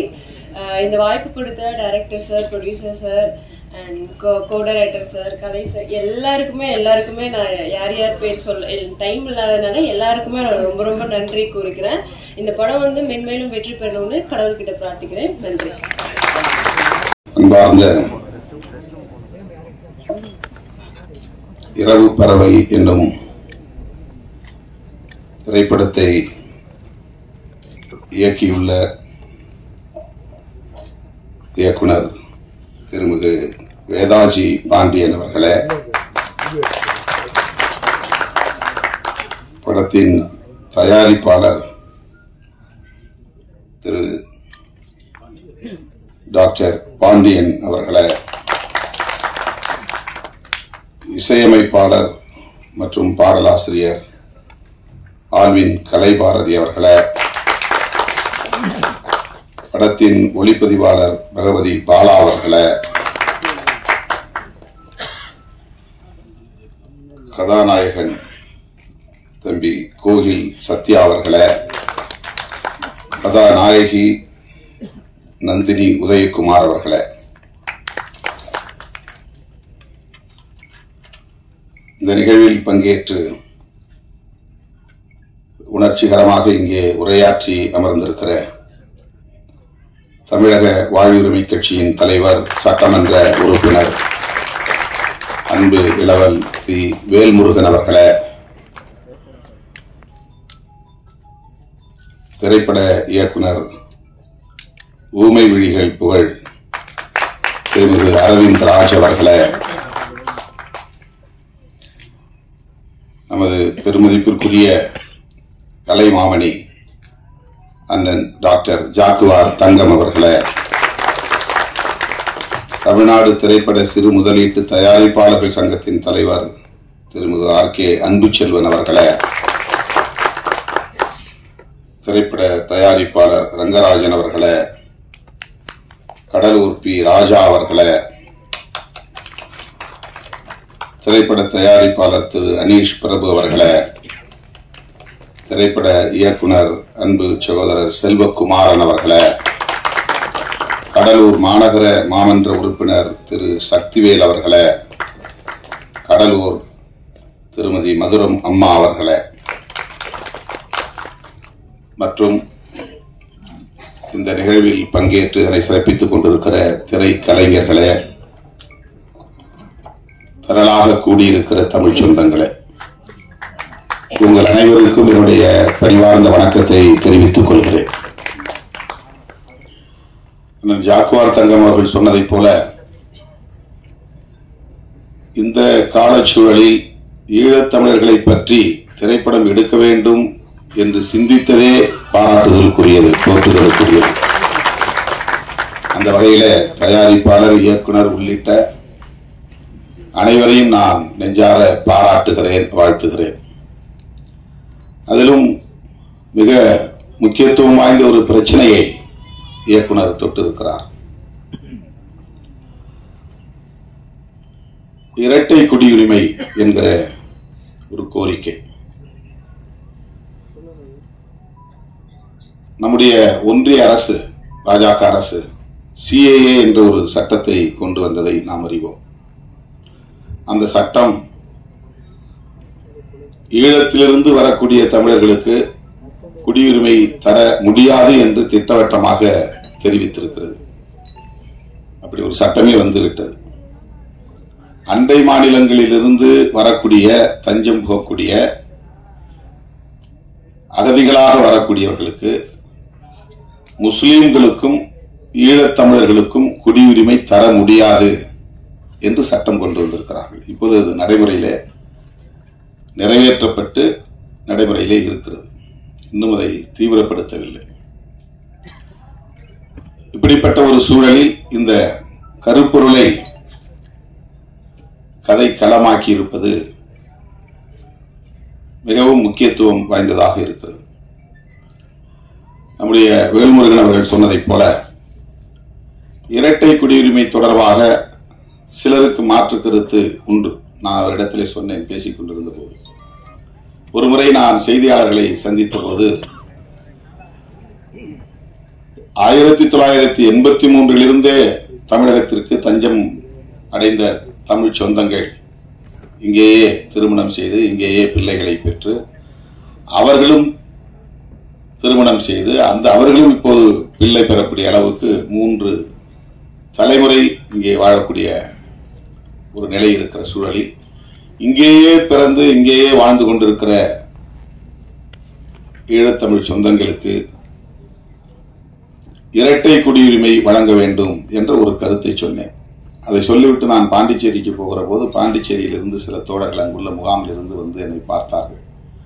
நீங்கள் எப்படி சொல்லலாம்? நாங்கள் அந்த கோரிக்கையை வைத்தோமா? நாங்கள் எல்லோரும் எங்கள் தாயகத்திற்கு திரும்ப வேண்டும் என்கிற வேட்கையோடு இருக்கிறோம். எங்களுக்கு இங்க இரட்டை குடியுரிமை தேவையில்லை என்ற ஒரு கருத்தை சொன்னார்கள். 1-2 பேர் அப்படி இருக்கலாம்.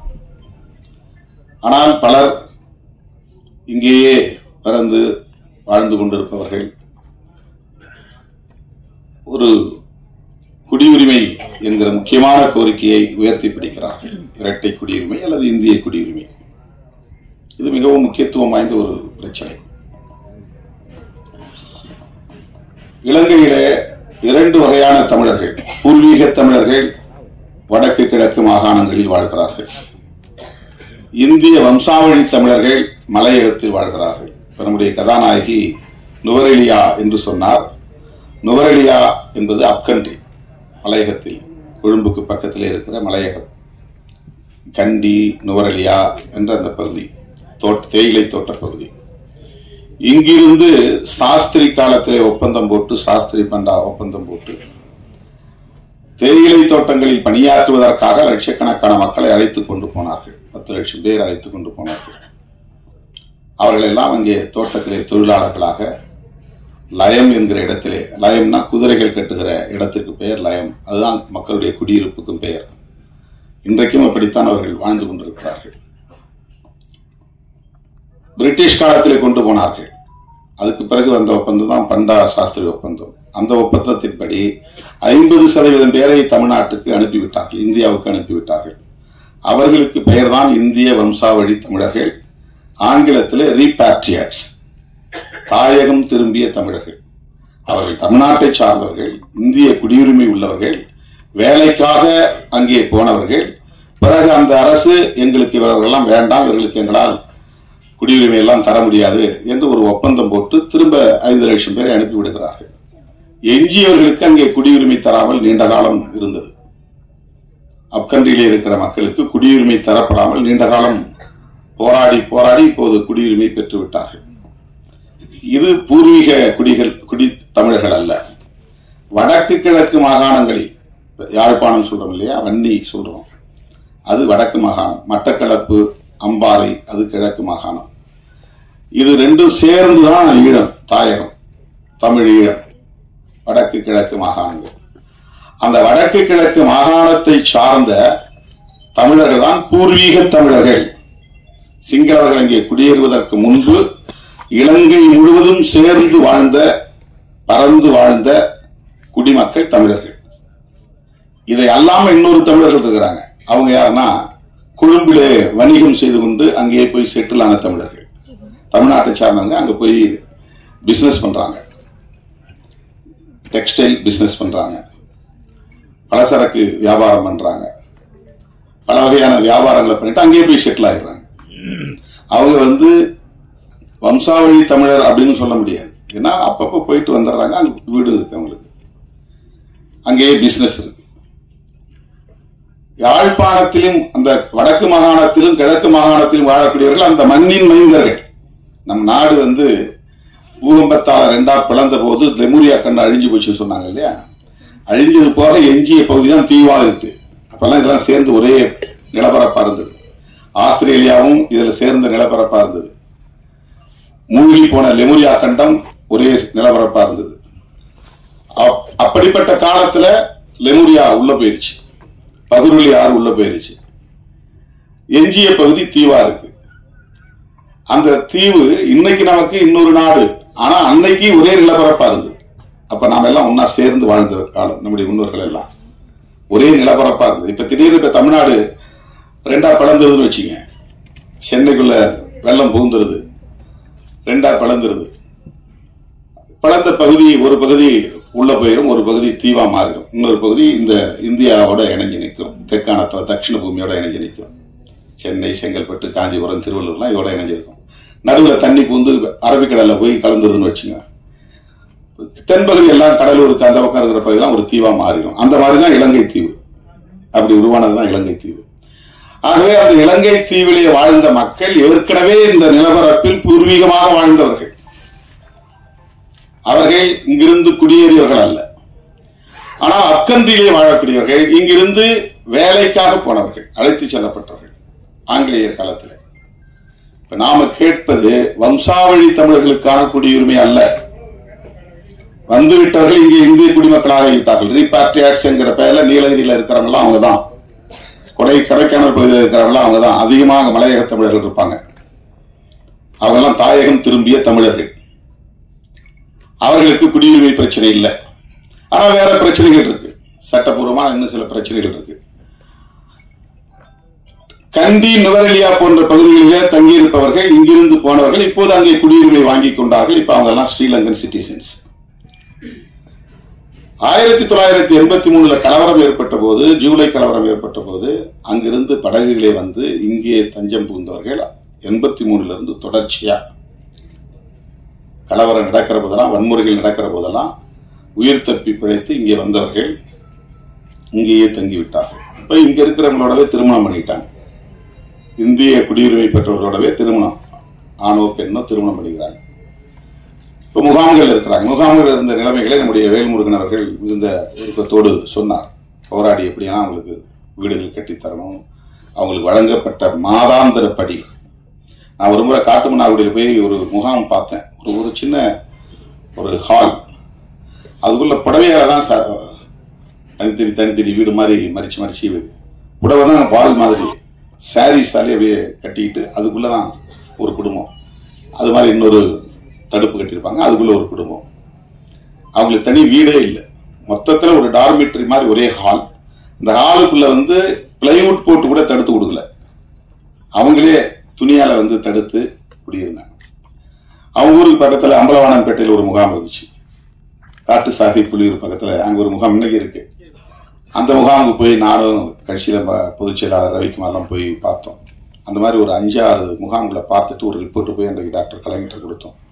அவங்களுக்கு மாதம் வழங்கக்கூடிய அந்த தொகை, உதவித்தொகை பத்தாது, அதை உயர்த்தணும். விடுதலை சிறுத்தைகள் கட்சியினுடைய கோரிக்கையை ஏற்று கலைஞர் அப்ப வந்து 300 ரூபாய் 400 ரூபாய் இருந்தது வந்து 600 ரூபாய் உயர்த்தினார். இன்னைக்கு 1000 ரூபாய்க்கு மேல வந்துருச்சு, உயர்த்திட்டாங்க. அதுக்கு பிறகுதான் வீடுகள்லாம் கட்டணுங்கிற கோரிக்கைகள்லாம் வேல்முருகன் அவர்கள் சொன்னது மாதிரி நம்ம எல்லாம் சேர்ந்து குரல் கொடுத்து இன்னைக்கு வீடுகள் கட்டி கொடுக்குறாங்க. இந்த முகாம்களை இல்லாம வெளியே வந்து அரசு அனுமதியோட தங்கி இருக்கிறாங்க பல பேர். மொத்தத்துல தமிழ்நாட்டுக்குள்ள 1 லட்சம் பேர் தான் இருப்பாங்க. அவங்களுக்கே இங்க நம்மால வந்து நல்ல வீடு கட்டி தர முடியல. ஆஸ்திரேலியாவில் தரக்கூடிய மரியாதை இந்தியாவில் கிடையாது. கனடாவில் அப்படி தஞ்சம் புகுந்த ஈழத்தமிழர்களுக்கு தரப்படுகிற உரிமைகள், வசதிகள், அவங்களுக்கு வேலை கிடைக்கிறவர்கள் எத்தனை பேர் குடும்பத்தில் இருந்தாலும் அத்தனை பேருக்கும் வந்து அரசாங்கம் சாப்பாட்டு செலவுல இருந்து அத்தனை செலவையும் அரசாங்கம் ஏற்றுக்கொள்கிறது. இங்கிலாந்துல அந்த மாதிரி. இங்க புலிகளோட தொடர்புல இருந்தா தூக்கி அடிச்சிடறான், அங்க புலிகளோட தொடர்புல இருந்தா குடியுரிமையை தரான்.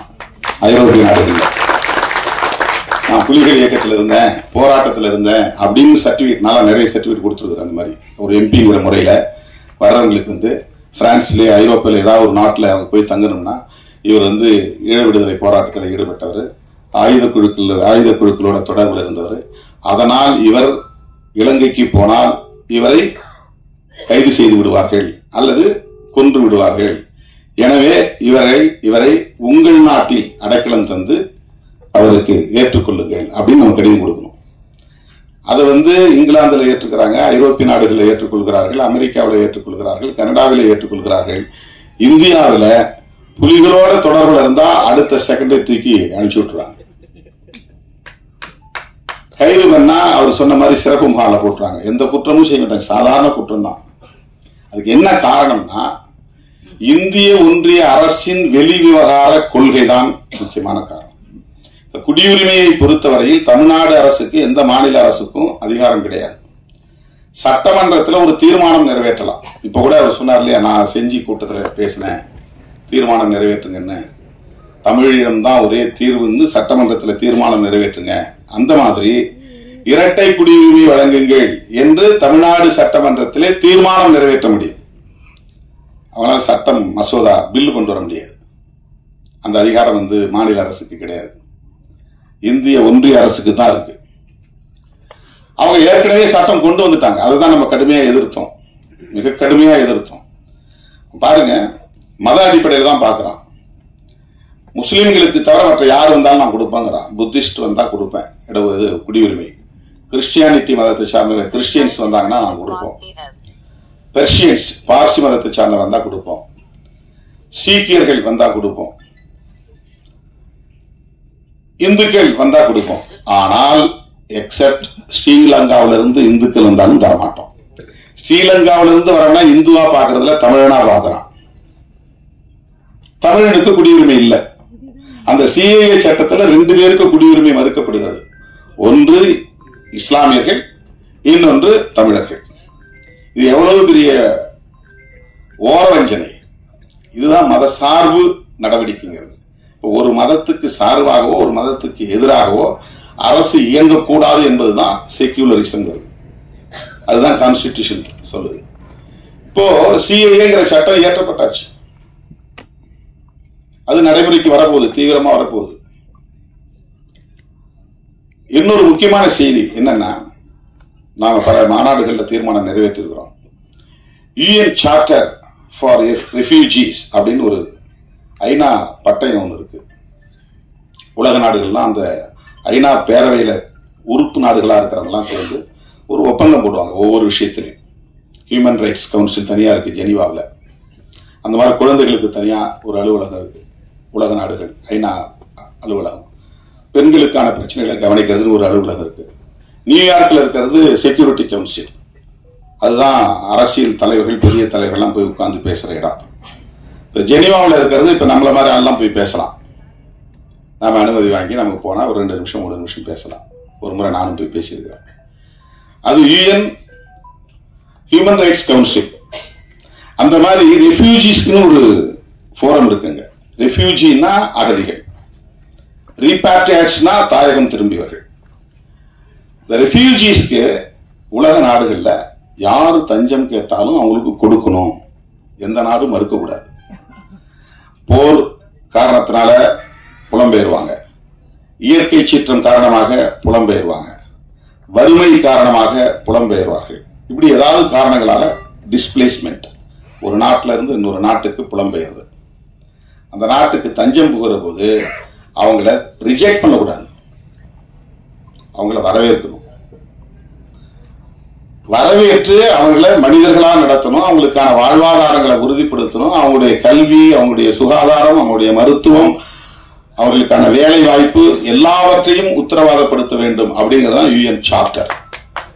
அது உலக நாடுகள்லாம் ஒன்னா சேர்ந்து உருவாக்கி இருக்கிற ஒரு சார்ட்டர். சார்ட்டர்னா அது ஒப்பந்த பத்திரம் மாதிரி, ஒப்பந்த பட்டயம். அதுல கையெழுத்திடாத நாடு இந்தியா.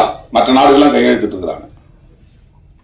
ஏன்னா இவனுக்கு அண்டை மாநிலங்கள்ல இருந்து நிறைய உள்ள நுழையிறாங்க. அவங்களெல்லாம் இங்க வச்சுக்கிட்டு எங்களால இடம் கொடுக்க முடியாது, உரிமைகள் தர முடியாது. அந்த மாதிரி புலம்பெயரக்கூடியவர்களை உள்வாங்க முடியாது, ஏற்றுக்கொள்ள முடியாதுங்கிற நிலைப்பாடு அந்த காலத்துல இருந்து இருக்கு, இன்னமே இருக்கு. இப்ப நம்முடைய கோரிக்கைகள்ல யூஎன் சார்ட்டர்ல இந்தியன் கவர்மெண்ட் கையெழுத்து போடணும் அப்படின்னு நாம சொல்றோம், தொடர்ந்து வலியுறுத்திட்டு இருக்கிறோம். இன்னமும் நம்ம வலியுறுத்துறோம். ரெஃப்யூஜிஸ் நம்ம நாட்டில் மட்டும்தான் கிரிமினல்ஸ் மாதிரி நடத்துறாங்க. வேல்முருகன் அவர் சொன்னார் பாருங்க, 6 மணிக்கு மேல ஆள் காணும்னா கியூ பிரான்ச் அங்க போய் நிற்பான். ஒவ்வொரு முகாம்லையும் இப்பதான் கொஞ்சம் லேசா ரிலாக்ஸ் பண்ணிருக்காங்க. வெளியே வந்தா கியூ பிரான்ச் சொல்லிட்டு தான் வெளியே வரணும் முகாம்ல இருந்து. இந்த ரெடில்ஸ் பக்கத்தில் ஒரு முகாமுக்கு நான் பலமுறை போயிருக்கிறேன். பாதிக்கப்பட்டவங்களுக்கு போய் அரிசி பருப்பெல்லாம் கொடுத்து வந்துருக்கிறோம், பொருள்லாம் கொடுத்து வந்துருக்கோம். அவங்க சொல்லும் போது நமக்கு அப்படியே ரத்த கண்ணீரே வடிக்கும். பல இடங்கள்ல முகாமுக்குள்ள போய் பார்த்துருக்கோம். அவங்க வசிக்கக்கூடிய இடங்கள்லாம் அவ்வளவு மோசமா இருக்கும். நம்ம நாட்டுக்குள்ள நம்ம தொப்புள் குடிங்கிறோம், நம்ம சொந்தங்கிறோம், நம்மளுடைய ரத்த பந்தங்கிறோம், குருதி உறவுங்கிறோம். ஆனா அவங்களுடைய வாழ்நிலைங்கிறது அவ்வளவு பேர் அவலம் நிறைந்த ஒரு வாழ்க்கை. இதுக்கு என்ன காரணம் அப்படின்னு சொன்னா, இந்திய ஒன்றிய அரசு அகதிகள் தொடர்பாக என்ன கொள்கையை கொண்டிருக்கிறது, நிலைப்பாட்டை கொண்டிருக்கிறது என்று பார்த்தால் உலக நாடுகள் செய்வதை போல் இது செய்யவில்லை. ரெஃப்யூஜிஸ்க்கு வந்து நல்ல முறையாக ட்ரீட் பண்றது. அப்படி ஒரு கொள்கையை அவங்க வச்சிருக்கிறாங்க. இப்பதான் இந்த சிஏஏ சட்டத்துல நீ பாகிஸ்தான்ல இருந்து வந்தாக்க முஸ்லீமா இருந்தா கிடையாது, இந்துவா இருந்தா உண்டு, கிறிஸ்டியனா உண்டு. சீனால இருந்து வந்தாலும் அதேதான் கிரைட்டீரியா. இலங்கையிலிருந்து வந்தா யாருக்கும் இல்லை. இலங்கையில 2 பேர் தான் தமிழர்கள் தான் வராங்க, சிங்களவர்கள் இங்க வர போறது இல்லை. 2 தமிழர்கள் யாரு? இந்து தமிழர் இல்லைன்னா இஸ்லாமிய தமிழர். கிழக்கு மாகாணத்தில் இருக்கிறவங்க இஸ்லாமியர்கள், வடக்கு மாகாணத்தில் இருக்கிறவங்க இந்துக்கள் நிறைய இருக்காங்க. இந்துவா இருந்தாலும் நீ தமிழனா இருந்தால் உனக்கு குடியுரிமை இல்லை. இதுதான் இந்திய அரசின் நிலைப்பாடாக இருக்கிறது. இதைத்தான் நாம் எதிர்க்கணும். உண்மையான தமிழ் தேசியம் இதை கண்டிப்பதில் தான் இருக்கிறது. வெறும் திராவிட அரசியல் எதிர்ப்பது கிடையாது. அது உள்ளபடியே பெரிய டைவர்ஷன். அது தமிழ் தேசியத்தின் உண்மையான பகைங்கிறதே இந்திய தேசியம் தான். இந்திய தேசியத்தை எதிர்க்காம தமிழ்நாட்டுக்குள்ள இருக்கிற சில திராவிட கட்சிகளை ஏத்துக்கிட்டு இருந்தோம்னா நம்ம ஒட்டுமொத்த தமிழ் சக்திகளையே விரயமாக்குறோம்னு அர்த்தம், திசை திருப்புறோம்னு அர்த்தம். தமிழ் தேசியங்கிறது 2 கண்டென்ட் இருக்கும். ஒண்ணு, எங்களுக்கு தனி தேசம் வேண்டும், எப்படி தமிழ் தனி ஈழம் வேண்டுங்கிற கோரிக்கை இருக்கு. அந்த கோரிக்கை இருந்தாதான் தமிழ் தேசியம் பேசுறதுக்கான முழுமை பெறுவது. அப்படி பேச முடியாது. சரி. 2வது, உண்மையான எதிரி யாருன்னு அடையாளம் காட்டணும். உண்மையான எதிரி எந்த மொழிவழி தேசியத்தையும் ஏற்காத இந்திய தேசியம்தான். இந்திய தேசியத்தை பத்தி எதுவுமே பேசாம, அங்க ஆதிக்கம் செலுத்தக்கூடியவர்களை பற்றி எதுவுமே பேசாம, சிஏஏ சட்டம் கொண்டு வந்திருக்கிற அந்த ஆட்சியாளர்களை பேசாம நாம நமக்குள்ள விமர்சனம் பண்ணிக்கிட்டு இருந்தோம்னா இது மொத்தத்துல திசை திருப்புகிற ஒரு அணுகுமுறையா தான் அமையும். ஆகவே ஈழத்தமிழர்களுடைய பிரச்சனையை நாம பேசுகிற போது அது தமிழ் தேசியத்தில் ஒரு அங்கம் தான். ஈழத்தமிழர்களின் நலன்கள் குறித்து நாம் பேசுகிறோம் என்றால் தமிழ் தேசிய அரசியலில் அதுவும் ஒரு முக்கியமான பகுதி. இப்ப அவங்களுடைய நலன்கள் என்பது அவங்களுக்கு எங்களுக்கு மாதிரி பரிதாபத்தின் அடிப்படையில் சில வசதிகளை செய்து கொடுங்கிறது அல்ல. அவங்களுடைய நலன் ஒண்ணுதான், தமிழ் ஈழம். அந்த தமிழ் ஈழத்தை நாம் முழுமையாக ஆதரிக்க வேண்டும், அதை வரவேற்க வேண்டும், அதை வலியுறுத்த வேண்டும், அதை இறுதி வரையில் வலியுறுத்த வேண்டும். அதற்காகவே தொடர்ந்து நாம் போராட வேண்டும். இது ஒரு சின்ன ரிஃபர்மேஷன் மாதிரி. என்னன்னா அங்க இருந்து இங்க வந்துட்டாங்க, இனிமே இவங்களால அங்க போக முடியாது, போகிறதுக்கான சூழல் இங்க இல்ல. தமிழீழம் மலர்கிற வரையில் அவங்க இங்கதான் வாழ்ந்தாகணும். தமிழீழம் மலர்ந்த பிறகு அவங்க அங்க போகலாம். ஆகவே அங்க இப்போதைக்கு அவங்க அந்த நாட்டு குடிமகன் தான். ஏன்னா இங்க வந்துட்டாலும் கூட, தஞ்சம் பூந்தாலும் கூட, இங்கேயே பல தலைமுறை தங்கியிருந்தாலும் கூட அவங்க ஸ்ரீலங்கன் தான், இலங்கை குடியுரிமை உள்ளவர்கள். அப்ப இங்கேயும் நீ குடியுரிமை பெறலாம்னு சொல்லும் போது 2 குடியுரிமை ஆயிருது. இரட்டை குடியுரிமை அப்படிங்கிறது அதான் பொருள். அவங்களுக்கு அங்கேயும் குடிமக்களா தான் இருக்கிறாங்க. இன்னைக்கே சர்டிபிகேட் பிரகாரம் அவங்க ஸ்ரீலங்கன் சிட்டிசன்ஸ், இங்க அகதி முகாமில் இருந்தாலும். ஆனா இங்கேயே பிறந்து உங்க பிள்ளைங்க வளர்ந்துருச்சு, இவங்க பேர பிள்ளைங்க இருக்கிறாங்க. இப்ப எல்லாம் அவங்களுக்கு எல்லாம் நாங்க குடியுரிமை தரோம் அப்படின்னா இவங்க நாளைக்கு ஒரு வேளை ஈழம் மலர்ந்த பிறகு எந்த சூழலிலும் உடனே அவங்க இலங்கைக்கு போகலாம். இங்க இருக்கிறதெல்லாம் வித்துட்டு போயிடலாம், எடுத்துட்டு போயிடலாம். அதுக்காக தரப்படுறதுதான் இரட்டை வாக்குரிமை, இரட்டை குடியுரிமை, இரட்டை குடியுரிமை. எனவே இதையும் சேர்த்து பேசுவதுதான் தமிழ் தேசியத்தின் இன்னொரு அங்கம். நான் வேல்முருகன் அவர்கிட்ட பேசிக்கும் போது சொன்னேன், பத்திரக்கோட்டை, இந்த தயாரிப்பாளர் பத்திரக்கோட்டை என்ன பாருங்க, உங்க அரசியல் தாக்கம் தான் அவரை இந்த இடத்துல நிறுத்துறீங்க. நீங்க பேசுற அரசியலின் தாக்கம் தான் இன்னைக்கு இப்படி ஒரு படத்தை எடுக்கிறதுக்கு அவர் உடன்பட்டு வந்திருக்கிறார். ஒரு சயின்டிஸ்ட், எனக்கு என்ன இதுல சம்பந்தம், அவர் போய் செட்டில்டு அவர் லைஃப்ல, அவருக்குன்னு ஒரு சமூக தகுதி இருக்கு, பர்சனலா அவர் ஒரு நல்ல குவாலிஃபைடா இருக்கிறாரு. அது நமக்கு என்ன சம்பந்தம் அவர் பாட்டு ஒதுங்கி இருக்கலாம். ஆனா ஈழத்தமிழர்களுடைய பிரச்சனையில வேதாஜி பாண்டியன் அவர் பாருங்க, ராமநாதபுரத்துக்காரரு, ஆனா கடலூருக்கு அவ்வளவு அருமையான ஒரு பாடலை தன்னுடைய படத்திலே வைத்திருக்கிறார். ரொம்ப ரொம்ப ஹிட் ஆகக்கூடிய ஒரு பாடல், ரொம்ப ரொம்ப அருமையா அந்த பாடல் கொண்டாடப்படும். அவ்வளவு சிறப்பா பாடல் நம்ம ஆல்வின் பாரதி, கலை பாரதி எழுதியிருக்கிறாரு, இசையும் நல்லா அமைச்சிருக்கிறாங்க. இதுல படத்தை முழுசா பார்த்தாதான் நம்ம இந்த படத்தினுடைய அருமைகளை இன்னும் விரிவாக பேச முடியும். என்றாலும் கூட இந்த கருப்பொருள் மிகவும் பாராட்டுதலுக்குரியது. வேதாஜின்னோடனே எனக்கு ஒரு நெருடல் இருந்துச்சு. வேதம்னு வேற இருக்கு, ஜின்னு வேற இருக்கு. என்னங்க அது என்ன, நீங்க நேதாஜி மாதிரி வேதாஜின்னு பேர் வச்சிருக்கீங்க, என்ன விஷயம்னு கேட்டேன். இல்லை எங்க அப்பா பேர் வேதமணின்னாரு. இப்ப வேத பாண்டியன், நீங்க வேதமணி பாண்டியன். பாண்டியன் தான் அப்படி ஏற்பெயர். ஜி இருந்தாலும் வேதம் இருந்தாலும் அவர் தமிழ் தேசிய உணர்வாளர், தமிழ் பற்றாளர், ஈழத் தமிழர்களுக்காக சிந்தித்து ஒரு படத்தையே தன்னுடைய சொந்த முயற்சியில் இதை தயாரித்திருக்கிறார் அல்லது இயக்கியிருக்கிறார் என்பது பெருமை அளிக்கிறது. அவருடைய முயற்சிகள் வெற்றி பெற இந்த குழுவினர் தொடர்ந்து இன்னும் அடுத்தடுத்த படங்களை சேர்ந்து செயல்படணும். இதே தயாரிப்பாளர், இதே இயக்குனர், இதே இசையமைப்பாளர், இதே திரைக்கலைஞர்கள் எல்லாம் ஒன்னா சேர்ந்து, ஏன்னா உங்களுக்கு ஒரு நல்ல விஷன் இருக்கு, ஒரு பார்வை இருக்கு, தமிழ் தேசிய பார்வை இருக்கிறது. அந்த அடிப்படையிலே அடுத்தடுத்த படங்களை நீங்கள் இன்னும் தமிழ் சமூகத்திற்கு உருவாக்கி தர வேண்டும், படைத்து தர வேண்டும். அதில் மாபெரும் வெற்றியை பெற வேண்டும். அண்ணன் ஜாக்குவார் தங்கம் அவர்களை பற்றி ஒரு வார்த்தை. அவர் மிக தீவிரமான தமிழ் பற்றாளர், தமிழர் என்கிற உணர்வுள்ளவர். எந்த மேடையிலும் தமிழன் வென்றே தீர்வான் என்று உரத்து முழங்கக்கூடியவர். வேல்முருகன் அவர்கள் சொன்னதை நான் வழிமொழிகிறேன். நாங்கள் உங்களுக்கு பாதுகாப்பாக இருப்போம், நீங்கள் எங்களுக்கு பாதுகாப்பு. நான் உங்களை உடனே டிஜிபிட்ட அழைச்சிட்டு போய் உங்களுக்கு கட்டாயமா ஒரு பிஸ்டல் வாங்கி தரதுக்கு உரிமம் நானும் வேல்முருகன் அவர்கள் நிச்சயமா உங்களை அழைச்சிட்டு போய் அதிகாரிகிட்ட பேசி உங்களுடைய பாதுகாப்பை உறுதிப்படுத்துவோம். அதெல்லாம் யாரும் உங்களை, நீங்களே பெரிய போராளி தான். ஜாக்குவார்னா என்ன அர்த்தம் தெரியுங்களா? ஜாக்குவார்னா சிறுத்தைன்னு அர்த்தம். நீங்க சிறுத்தை தங்கம். ஜாக்குவார்ங்கிறது வந்து உண்மையிலே அது சிறுத்தை தான் அதுக்கு பொருள். டைகர்னா புலி, லயன்னா சிங்கம், ஜாக்குவார் அப்படின்னா சிறுத்தை. ஏன்னா அவ்வளவு ஃபாஸ்ட், அது பயங்கர ஸ்பீடு. இவரு சண்டை அப்படிதானே ஸ்பீடா பண்ணுவாரு. அதனாலதான் அவருக்கு ஜாக்குவார் தங்கம். ஆமா, இப்ப ஒரு வயசு 70க்கு மேல ஆகுது. எவ்வளவு எப்படி இருக்காரு பாருங்க. 73 வயசு ஆகுது. அப்படி வந்து அவர் இதெல்லாம் ஆக்ஷன்லாம் பண்ணும்போது நான் மிரண்டுட்டேன். ஒரு 2-3 வீடியோ போட்டு காட்டினார் வீட்டுல போயிட்டு. ஐயோ அப்பா என்ன ஆளை விடுங்க, நான் கிளம்புறேன், எங்களால ஒரு சின்ன யோகா கூட இப்படி பண்ண முடியாது. அப்படி வந்து அதனால உங்களுக்கு வந்து நம்முடைய இளவல் வேல்முருகன் அவர்கள் சொன்னதை நான் வழிமொழிகிறேன். உங்களுக்கு எந்த அச்சுறுத்தலும் இங்கே இருக்காது. நாம் எல்லாம் தமிழர்கள் அத்தனை பேருமே ஒருவருக்கு ஒருவர் பாதுகாப்பாகத்தான் நாம் இருப்போம். அந்த வகையில அண்ணன் ஜாக்குவார் தங்கம் அவர்களை இந்த நேரத்தில் நான் வாழ்த்தி பாராட்டி இந்த படக்குழுவினரை நெஞ்சார பாராட்டி வாய்ப்புக்கு நன்றி கூறி முடிக்கிறேன். நன்றி, வணக்கம்.